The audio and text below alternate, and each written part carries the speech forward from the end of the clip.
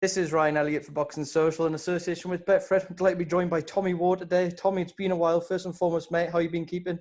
Very well, thank you. Yeah, very strange one, isn't it, with all what's going on? But I'm doing the best I can anyway. So family's all fit and well and healthy, so I can't really complain.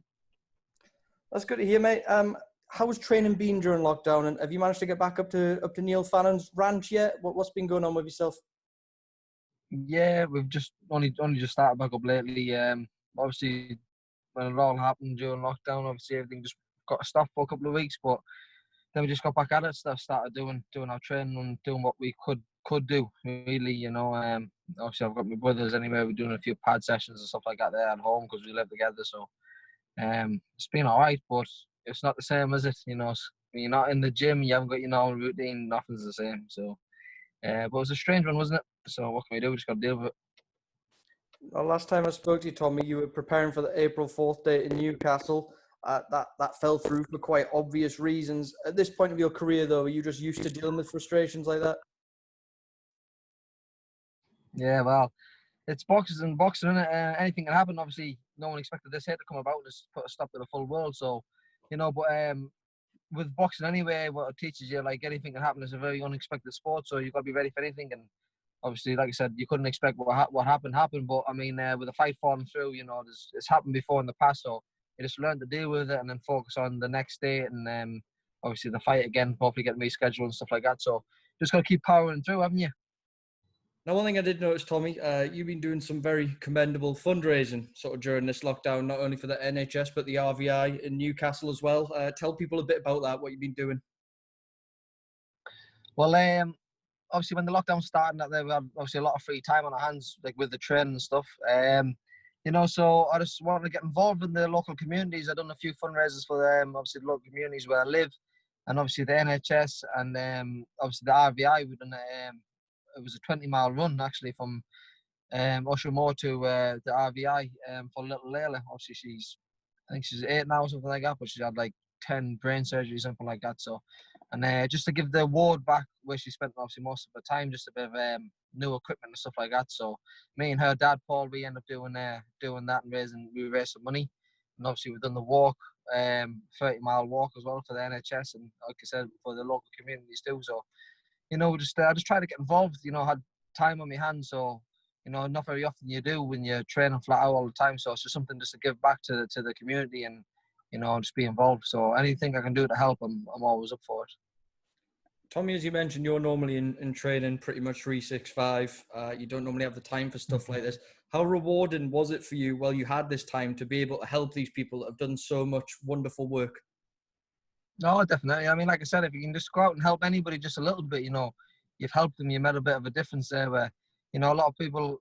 I've spent a lot of time with my family and my kids and stuff like that, and I've really enjoyed not being at things 24/7 like you said. But like I said, you got to get involved in anything you can do to help. If you can help just a little bit, anybody just that fraction, you're making a bit of a difference. So anybody that does do and get involved, thumbs up and fair play. Just try to do what you can when you can, Now, Tommy, you mentioned family there. Has that been the silver lining out of all this alongside this fundraising and having a bit more time than you normally would have had? You've been able to spend more time with family? Yeah, definitely. I mean, obviously, listen, the full situation has been very bad and a lot of people obviously lost their lives and, some families have suffered and businesses have suffered and everything. It's been a whole bad experience, not for everybody really, but the bright side of it, obviously, with myself, I wasn't at the gym, obviously, all the time, constantly, and I got to spend a bit of time with my family and my kids, like, every day, really, and just sort of had a look into everyday life, without being a boxer, really. But I enjoyed it, but I'm not ready for that life yet. I'm a long way away yet. I want to be back in that ring. Well, let's talk about that then. The ring return. It looked for a little bit there like you were going to be in line for a shot of that vacant WBO belt. We now know that Stephen Fulton's going to face Angelo Leo instead. I think it's August 1st. How disappointing was that for you? And was there any talks of you sort of being in line for that? When obviously we come up that Navarrete vacated and moved up, I thought that me and Fulton would have got the fight on, but obviously Angelo, something happened anyway. Them two was in the fight, but like I said, that's boxing. I was disappointed. I thought would have got that there, but I know that my time will come. I'll definitely get there. I'll definitely be fighting for the title against probably the winner of Fulton and Angelo. So it won't be too much longer, and we'll be there. We'll be challenging for that title and winning it, and then we'll be moving on. See what comes after that. Do you think with all the time you sort of invested in that WBO route that will still be the route you take? You'll wait out and see how that all plays out rather than looking at other avenues? Well, yeah, I do believe so because I'm in touching distance of the WBO world title. I think so. I think that will happen like soon. But also I think with the other champions in the weight, I mean, if they said, oh well, they couldn't get a fight or nobody was available, just I'm available. Just give me a call. I'm ready to go. So if one of them other champions would come up and they're struggling to get a fight or something, well, all they've got to do is get in touch, and we're pretty easy to deal with, so we don't mind traveling or anything like that, and we'll get it on. But like I said, for the WBO, I think that's probably what is going to happen, and then from there we'll see what we can do. Now, I'm sure Stephen Fulton's someone you have seen a little bit of, given there was sort of rumours swirling that you could be in line to face him. In terms of his fight with Angelo Leo, if you are awaiting the winner, have you seen much of Angelo, and do you know what to expect from that fight? To be honest, not really. No, to be honest, I've never seen Fulton even fight. I do know who he is. I know his name over the rankings, but I've never seen him fight, and I've never seen Angelo fighting either, to be honest. But one of them cases, I don't watch my opponents anyhow. I leave that to my team. They watch them and come up with the tactics and what I've got to do and so on. But from what I do know of them and what I've heard of them, I think it'll be a good fight. But for me, I'll probably tip Fulton to beat Angelo, but it's I don't know because I've never really seen much of Angelo, so it'll probably be a little bit unfair to say. But I still think it'll be a good fight. Two good fighters, two unbeaten fighters. So I think it'll be good. I think it'll be very tasty. Found it interesting you said you don't really watch your opponents much. I'm sure you keep an eye a little bit on the landscape, sort of at Super Bantam, though. Out of all those top dogs at the minute, you said you'll answer the phone to any of them, you'll fight any of them. Who do you see as the number one in your division? Is it Vargas? You've got Akhmadaliev. Who would you put on that pedestal? Well, I did have obviously Navarrete down to be the best in the division at the time, and that was the fight I was hoping for because I thought he was the best in the division anyhow. I thought you beat someone like that, then you're the best in the division, and them's the kind of like fight you want. But as far as like Vargas goes, I'm sure there's MJ, I think you call him. He owns IBF and WBA, and I think there's a WBA regular as well, isn't he? I'm not too sure. Right. But anyway, with them guys, they're all good fighters. They are all definitely good fighters, and all pose a different kind of a challenge. So, obviously I've seen Vargas fight a couple of times, and I watched him fight against Gavin McDonald. He's a good fighter. Obviously, Daniel Roma, when he fought, I did watch that fight against that MJ. I thought he was a good fighter. He was a good kid, and he had a lot of amateur experience, but he's only had like 10 pro fights, something like that. So he's really good. They're all tasty fights, but all fights that I'm willing to accept and fight against. I mean, you're in the game to fight the best in the division, so why not? I wouldn't turn a challenge down for nobody.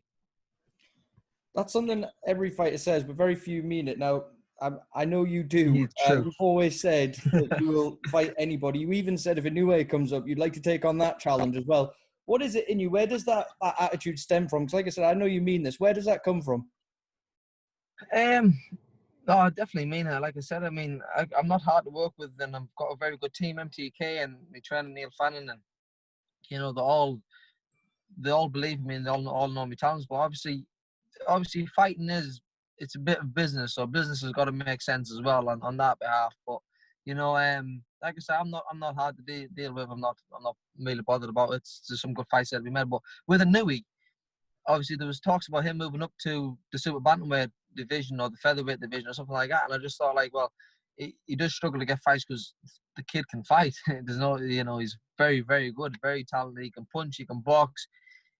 He's all around a very, very good fighter. But why not fight someone like that? If that opportunity come up, why not step to the plate and fight someone like that? That's what I'm in boxing for. I'm in there to fight them. I'm in there to fight the best. And the way if that fight did happen with Inoue, if it did come up and whatever, but I know, like, obviously he's unified the bantamweight division, and when he moves up, he probably fight for a world title straight away. So if I have one at the time and that comes up, that's a good fight that could be made. But like I'm saying, them kind of challenges is what you want in boxing. You know, you go in there. I beat someone like Inoue. You know, people would never expect me to beat Inoue. They'll probably say, oh, you know, I'll be a 4-1, 5-1 underdog. I beat Inoue, then they go, oh shit, then tell me what is the real deal. You know what I mean? And then you're the man. You're number one. You're leading the way. So, you know, everything from there. Why wouldn't you want to fight them? Do you think there is too much emphasis in modern boxing on keeping that O intact? Yes, definitely. I think obviously everyone goes off you know, over the Floyd Mayweather situation. You know, like Floyd Mayweather was 50-0, 49-0, whatever. He only come around once.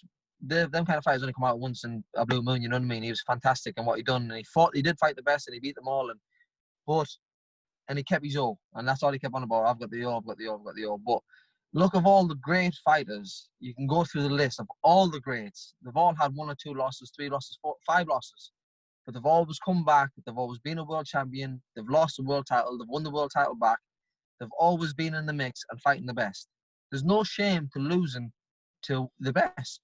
As long as you can come back and prove that you're at that level, then you're a world-class fighter. So take the risks, take the chances. You know, it'll pay off. You know, if you believe, I believe in myself. I believe I can beat anybody. And I believe I'll keep me all. But, you know, if it didn't happen and you did take a loss, they'll see me straight back in there, and I'll be working my way straight back up, and hopefully try to get a rematch with whoever, if someone beat me, with whoever beat me, you know. And that's who I want to be. I want to be on the world stage. I want to be fighting the best of the world.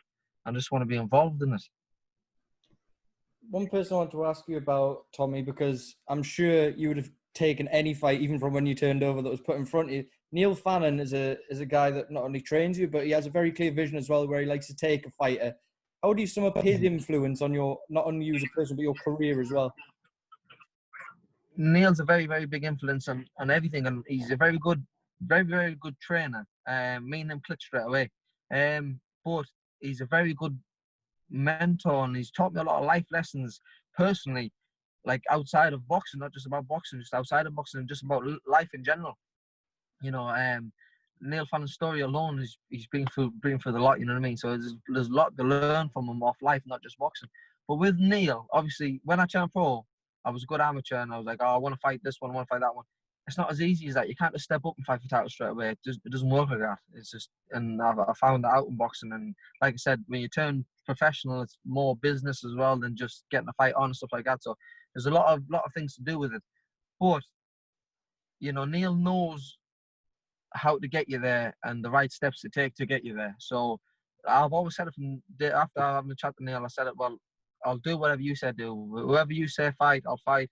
Whatever you say do, I'll do. And I've done that from the start. I've just followed them and listened to him, and you know, he's got me to where I am now. So you know, I've got no complaints at all. I just I keep believing him, I trust him, and you know, we'll get there. Does the fact he's delivered every step of the way with what he said for do for you and where you have gone together, does that sort of help reaffirm your mindset when you were so close to that world title shot, and then there's going to be a little bit more of a wait again that it will come?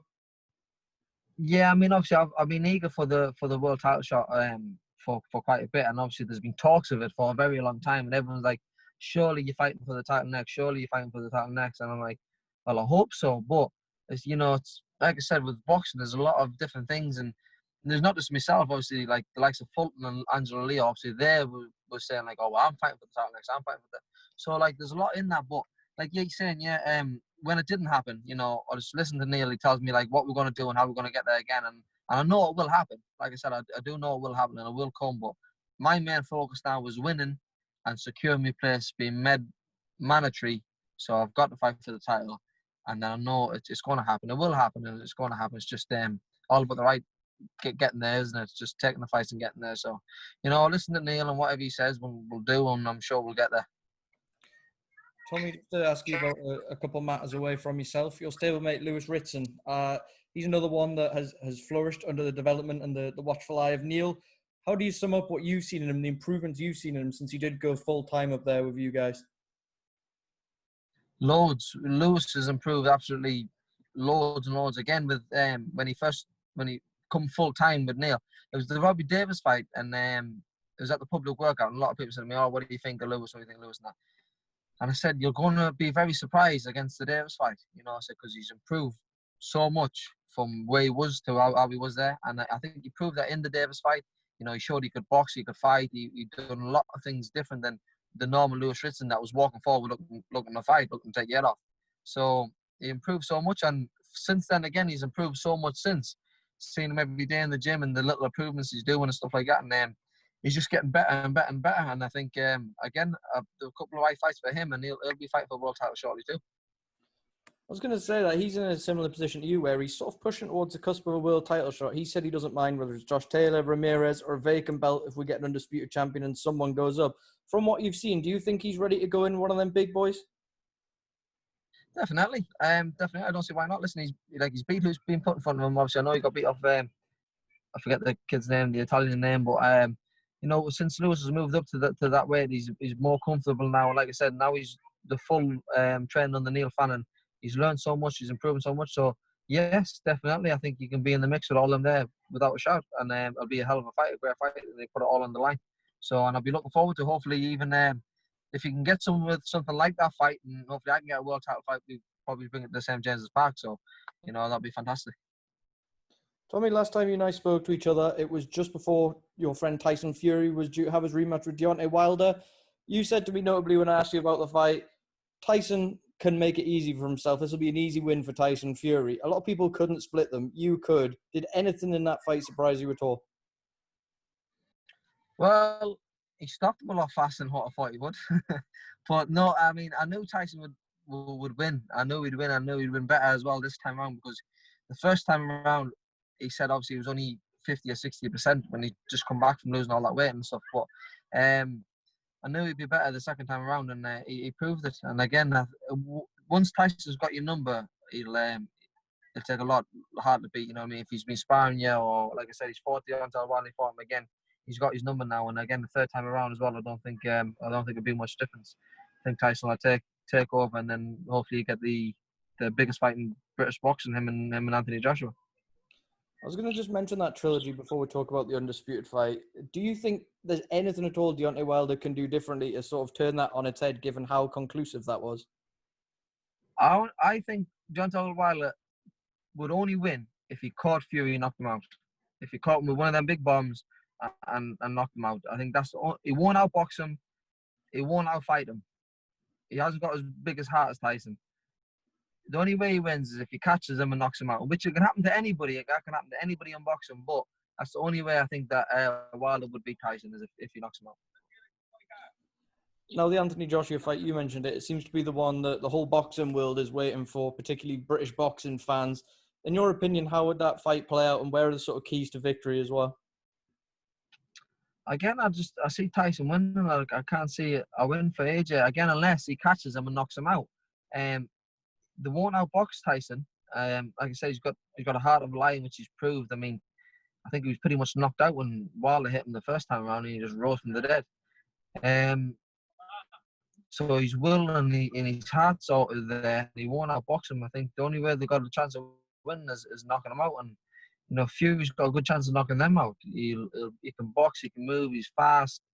He's very, very unorthodox. People don't see what he's got coming. So for me, I think it'll be a late stoppage, I think, if for that fight in favour of Fury. All right, Tommy, I've kept you for just around 20 minutes, I think, mate. Very appreciative of your time, so I'm going to let you go. Thank you very much for speaking to Boxing Social. I'm sure we'll catch you when you got some official fight news, all right? Thank you very much. Thanks for having me.